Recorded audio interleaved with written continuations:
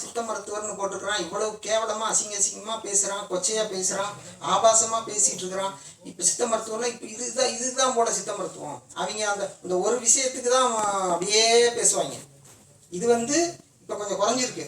நான் சொல்றது ஒரு 30-40 வருஷத்துக்கு முன்னாடி சொல்றேன், 30-40 வருஷமா சொல்றேன். அவங்களால இந்த மருத்துவத்தை விரும்பாமல் எல்லாமே அத்தனைக்குமே ஆங்கில மருத்துவங்கிற மாதிரி மக்கள் படையெடுக்க தொடங்கிட்டாங்க. இதுவும் ஒரு காரணம்.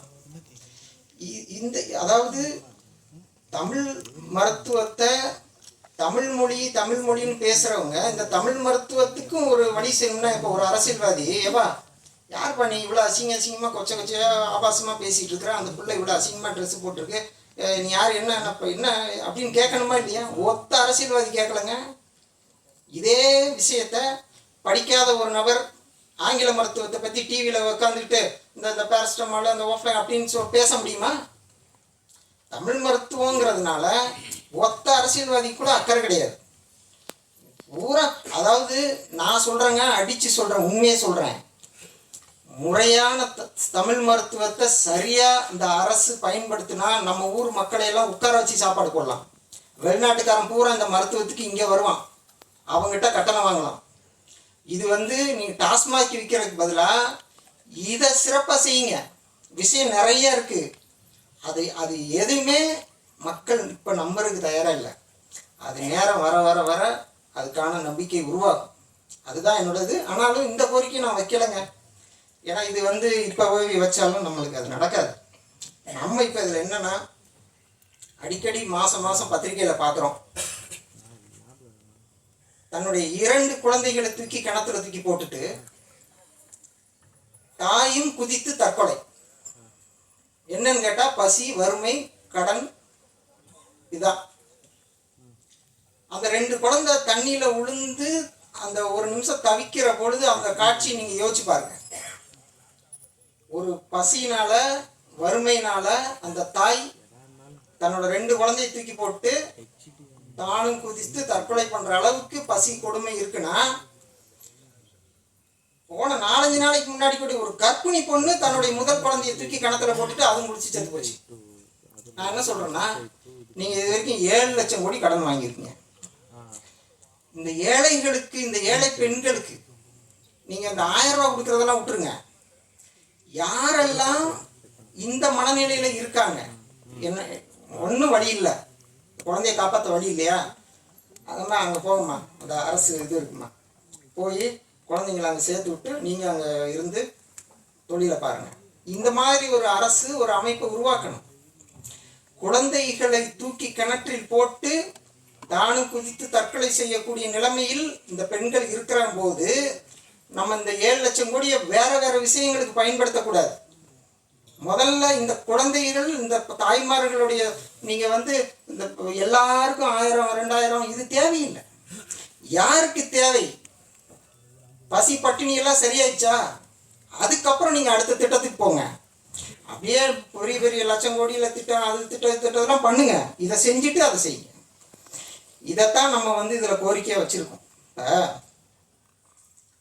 70 வயதை கடந்த முதியவர்கள், 80 வயதை கடந்த முதியவர்கள் இன்னைக்கும் கை நடுக்கத்தோட, கால் நடுக்கத்தோட அந்த இட்லி சுட்டு தான் பிழைக்கணுமா? பனைமரம் ஏறி தான் பிழைக்கணுமா? ஏங்க, ஒரு காலேஜில் ஃபஸ்ட் இயர் முடிச்சு செகண்ட் இயர் போனால் அவன் ஃபஸ்ட் இயர் வந்தவனா, ஏய் உனக்கு நான் சீனியரு, உட்காரு, அப்படி போ, இப்படி போங்கிறாங்க. 70 வருஷமா இந்த மண்ணை ஒழுங்காக காப்பாற்றுறவங்கப்பா அவங்க 70-75 மாடா உழைச்சி ஓடா தேஞ்சு போயிருக்கிறாங்க. அவங்களுக்கு அந்த கடைசி காலத்தில் ஒரு நிம்மதியான வாழ்க்கையை கொடுக்கணுமா இல்லையா? நீ என்ன கட்டுப்போ, நாங்கள் இதை தான் நாங்கள் போடுற திட்டம் வேற. மக்களுக்கான, அதாவது இந்த குழந்தைகளும் வயது மூத்த அந்த 70 வயதுக்கு மேட்ட முதியவர்களும் பிரச்சனை இல்லாமல் வாழணும். அதுக்கான ஒரு நல்ல திட்டத்தை உருவாக்கணும். இந்த 2 கோரிக்கை தான் நம்ம படத்தில் வச்சுருக்கோம்.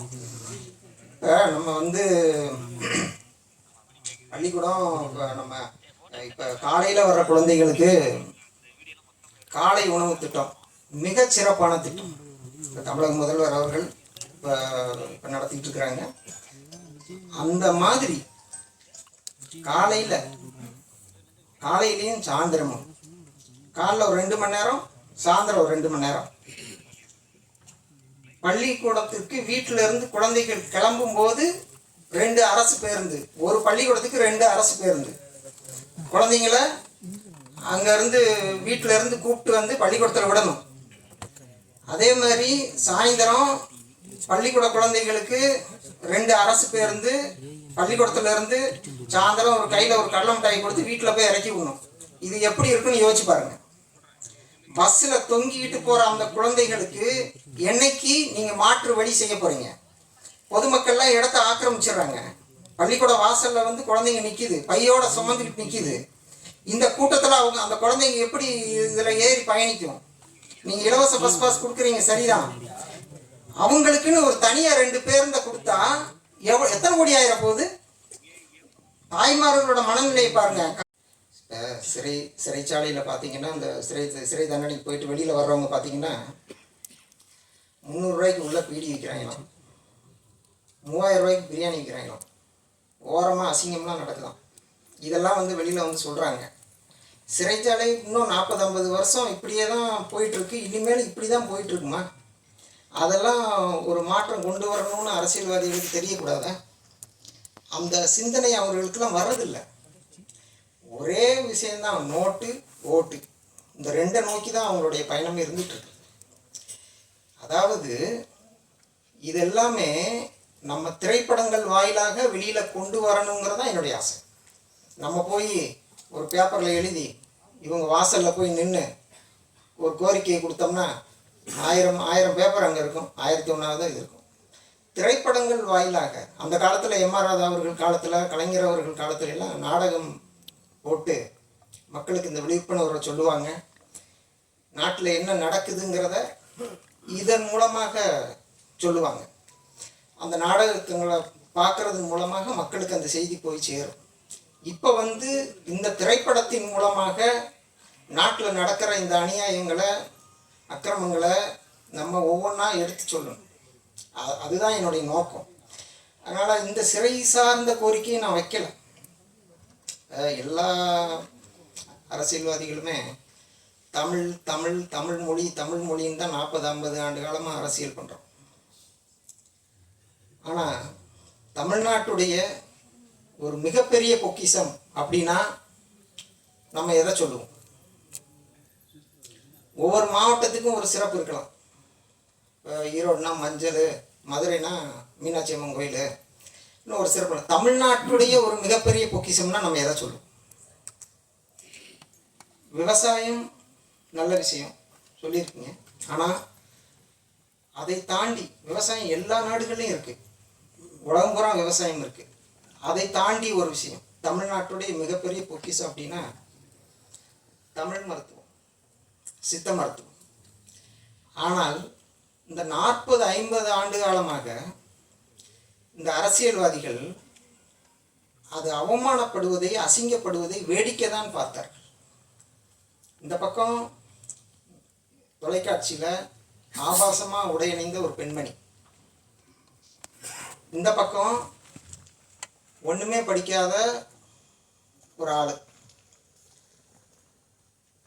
கொச்சையாக இந்த அம்மா கேள்வி கேட்கும், இவர் அசிங்கமாக பதில் சொல்வார்.